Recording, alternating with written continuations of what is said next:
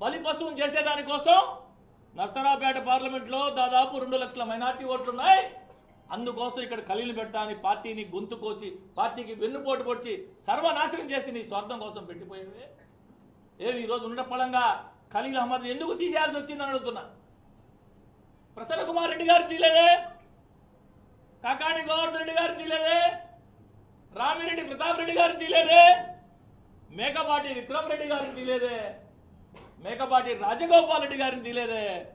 Only నా చిరకాల మిత్రుడు మామా అని ఆప్యాయంగా పిలిచే మహమ్మద్ ఖలీల్ అహ్మద్ మాత్రం తొలగించే పర్వతరెడ్డి చంద్రశేఖర్ రెడ్డి గారికి బాధ్యతలు అప్పచెప్పారంటే మైనార్టీ సోదరులారా ఆలోచన సాగించండి.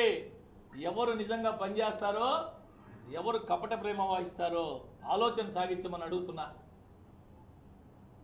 చిట్ట చివరగా